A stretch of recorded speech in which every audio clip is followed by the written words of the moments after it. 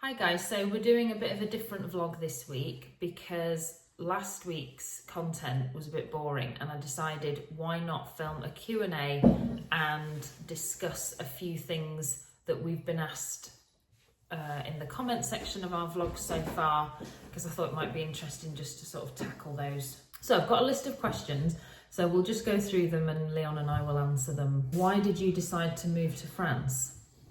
So it's a bit long-winded because obviously I've lived here before. My family moved to the same area in 2004, and as many of you know, my dad built this house, but then later when I married Leon we settled in the UK, but we always talked about France, didn't we? We did. The only reason we settled in the UK was because I had work and established business already. But I've been coming to France since I met Sarah, so over 16 years now. I saw a different way of living, and also the cost of houses, the space that you get is quite nice. And once you sort of go back to England after spending like a week or two here, you feel a bit hemmed in, and the roads are very busy, and you think, yeah, England is easier in some ways, but France is nicer in other ways. I guess though, why did we decide to move to France actually came down to this house. So the reason that we actually made the decision, like properly made the decision, was finding out this house was for sale, wasn't it? It was a catalyst, but we'd always sort of thought about moving to France, and it was going to happen at some point. We nearly did it 2 years ago. What were the biggest challenges you faced when moving? Just watch the vlogs.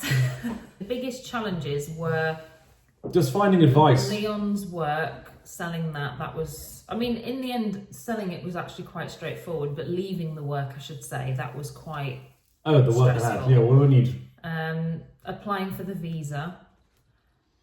And actually even getting this house, that was quite tough. There were several points where we thought, it's not going to happen. Screw this, I'm out of here. How did you manage the post-Brexit legalities? We tried to apply for our visa the first time on our own. I did all of the research and prepping, and we applied for the wrong visa, and we also didn't provide enough documentation. And so that combination meant that the visa was refused. So the second time to navigate it, we hired a law firm called Legalities, who we don't recommend, but that's another video. How did you prepare for the move financially, emotionally and logistically? So financially, what would you say?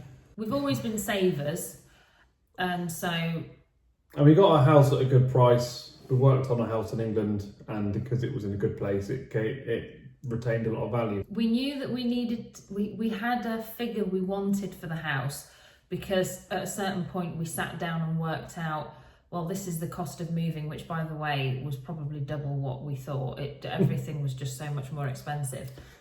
So that for our particular visa type, you had to evidence funds, and we knew we would have that in the bank.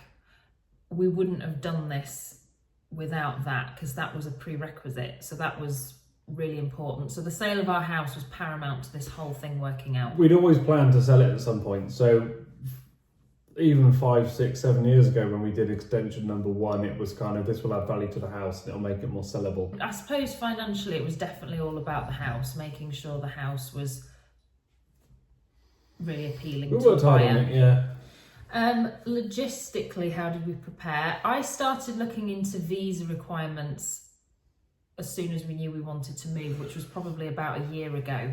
So autumn 2023. And then it was like dominoes. So visa was sort of simmering in the background. House was next, finishing the house, selling it. We also needed to organise a mover, so we got him organised. The next one is emotionally, how do we prepare?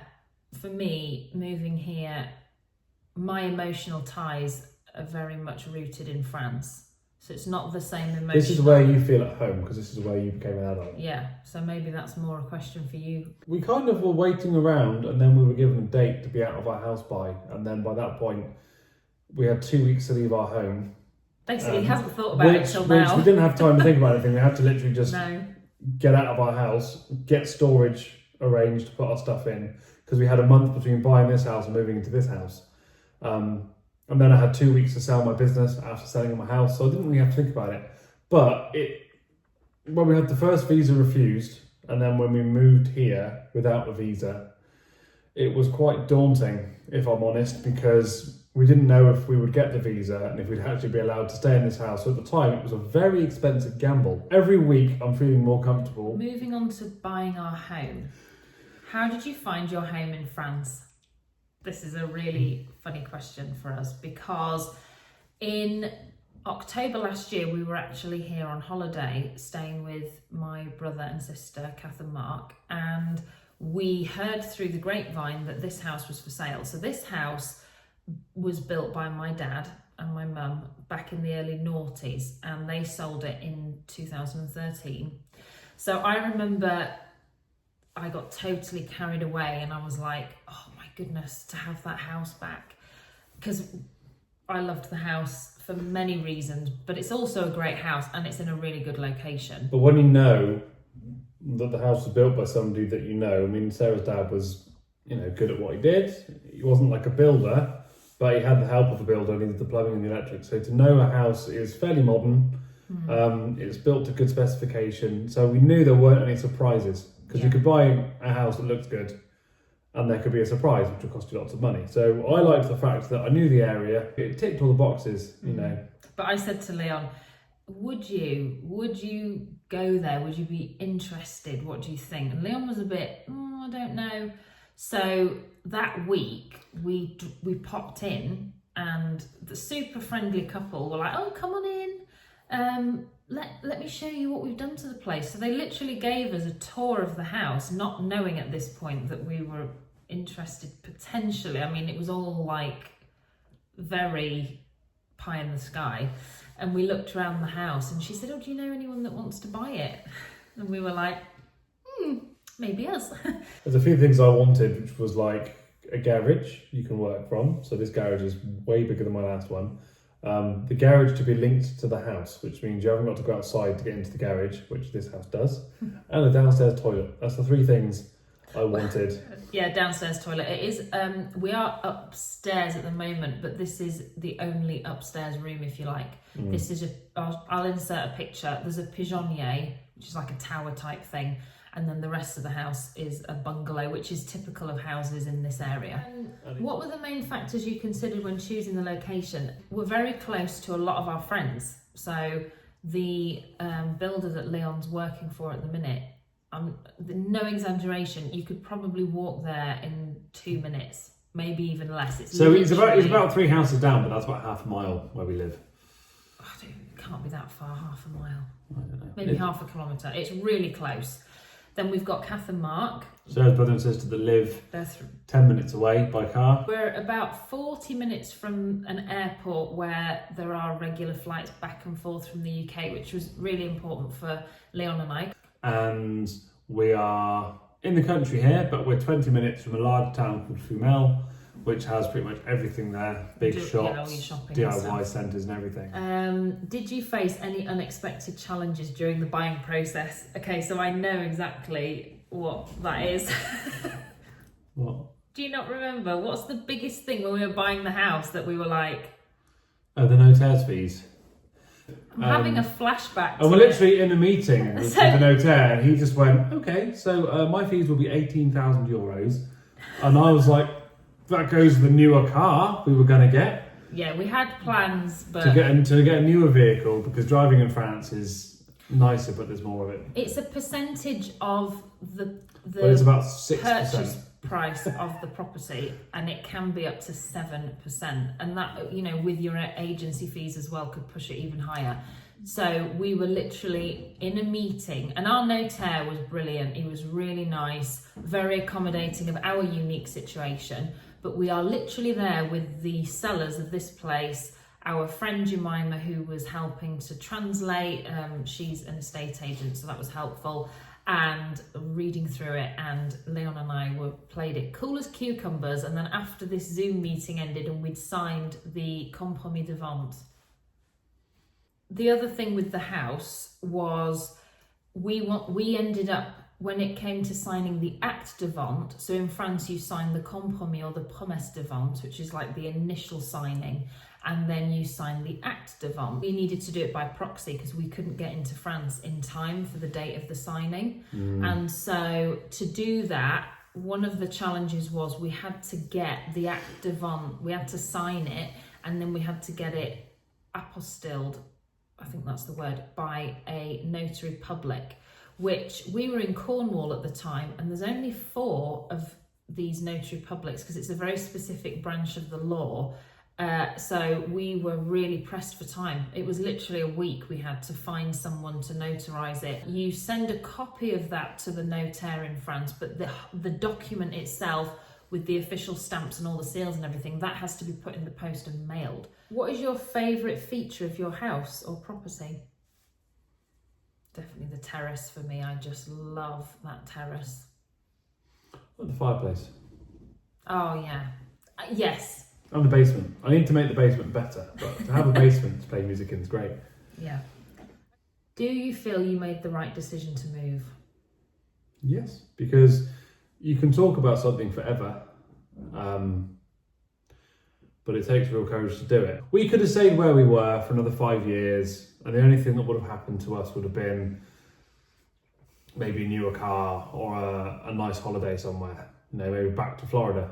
But moving here has had ups and downs, but we've got a chance at a new life, and it's very exciting because not everyone does it. Many people play it safe. I feel like we have taken a risk, but you'll be driving along and you'll look up and look around and think, I'm here, and it's lovely. We literally just looked out the window and there were 3 deer in our garden eating our long grass. What's the best part about living in France? So for me, the things that I missed the most about living here when I was living in the UK, here in France there's a much bigger focus on family and community and food is good. Yeah, food and leisure and all of that, and it's just a much more relaxed atmosphere, and I love that. And also the weather it was a bit funny in the summer, but we've had an incredible even autumn. today it was the 20... We're at the end of November. 28th of November, and earlier on it was full sunshine, 15 degrees. I had my t-shirt off, eating my sandwich outside. It was lovely. Do you ever miss your old home or lifestyle? Yes, I do. I was just saying to Leon, I struggle at the moment because, again, that pace of life that's now slowed down a bit makes me feel a bit at a loose end sometimes, because I'm now rebuilding my client base, and I have dear friends that I miss terribly, and family as well. There's a lot I miss. So I think that's one thing I'm passionately always trying to tell people is, you don't move and lead a perfect life. It's not like you're expecting France to solve all of your problems. And there's good things about England and there's bad things about France. So for me, everything's about balance. Funnily enough, even though Chippenham's got a funny reputation for being a bit of a non-event town, I do miss it in ways, and I miss Bath. I miss Bath a lot. We used to go there quite just getting on the train regularly. and going one stop to Bath. It's stunning there. I do miss my old business. I've been self-employed 16 years. I never advertised, but I always had work. I didn't have to ask anybody else about things or wait for someone to tell me what to do. And if I took on a project, the whole project was in my head. I'm very grateful to have work to get on with straight away, but I'm readapting to working with other people again and other people. Yeah. What's next for you now that you're settled? Well, I don't actually feel like we've properly settled yet. We're installing the air conditioning and heating, I think, next month. We've got a big air conditioning system which also heats. We're going to install soon with the help of a friend called Mika. Very nice guy, my kind of person. So yeah, we're going to do that. I also want to refresh a few things. So what's next is, for me, the downstairs toilet. I want to pull that out and redo the whole room. Yeah, there's a bit of damp There has been damp in there, yeah, and it's left a bit of a smell, so the room needs kind of pulling back to the stud work and rebuilding, replastering and refitting, which I will enjoy doing. What advice would you give to others thinking of moving to France? I'd say rent first. Rather and than then just jump in and buy Yeah, somewhere. rent first, and then if it doesn't work out, you've only lost 6 months worth of rent. Whereas if you're buying, there's more to lose if it doesn't work out. I would just say really research it and don't underestimate the prep time. So you might be thinking that moving to France is in your 5-year plan, and so you can kind of sit on your laurels and not really worry about it for the next 5 years, but I would not do that. So although the landscape of applying for visas is constantly changing and the requirements are always changing, if you start planning now, particularly your finances and thinking about, if you've got a property to sell or if you're going to rent or whatever, you can start getting all your ducks in a row, and then when you are ready, you can then action your plan. So I would suggest lawyers, like we did, immigration lawyers, but research them first, find out who's offering what for what price. yes, Because our firm did the job, but there were firms that were cheaper and did more. start learning French as soon as possible. So Leon actually started to learn years ago in lockdown when we all had a little bit of extra time. Leon was like, give me some lessons. But We still need lessons. We haven't had lessons since we moved here because we've been too busy. no. But I've done Duolingo, I've listened to some podcasts, so I can understand more than I can say, which is That's pretty where good. it always starts though. So don't be afraid, have a go. The French will help you, they're quite friendly if you make an effort. Yes, that is true. How has this move changed your life or your perspective? My perspective has changed in a way that I was very controlling in my previous life because I knew how to do everything. And here I've lost a lot of that power, but Sarah's had to take over, doing more of that stuff. I've learned to be a bit more roll with it rather than fighting to get things done your way. Just kind of think, do it tomorrow. My perspective, I don't know. I think we've needed one another a lot more, and that's a positive thing. And I've also needed family so much more, and we are very, very fortunate to have a supportive family, and so it's been nice for all of us to be able to help one another out. So I'm very grateful for that. Actually doing something you've spoken about for years, because there'll be things that you'll talk about, when you're about to fall asleep. Oh, one day we'll move to France, one day we'll... And when you actually do it, it's kind of... You can be very proud of yourself that you did take that leap, Yeah. that little plunge, because it's not an easy thing to do, and it's a big change. But yeah, you have your days where you think, what have we done? And you have your days where you Yes, think, you do. this is brilliant. When those days come though, it's funny because you don't tell one another, but you're secretly like, what on earth have we just done? I feel like I just blew my life up. And the following day you'll confess and say, oh, yesterday was really horrible. I wondered what we'd done. It's just, that's how it rolls. You're up and down, up and down. So never panic if you're doing this and you have moments where you're like, what on earth were we thinking? That is normal. So that brings this Q&A to a close. Thanks so much for everyone who submitted questions on Instagram. I hope that we've covered them all. Please like, share and subscribe, and also please comment if maybe we missed a question, or if you have any additional queries, something that we didn't cover perhaps. But thanks so much for watching. It's tea time. Yes, it's It's getting late. So we'll sign off. But once again, thanks for watching, and we'll see you in the next one.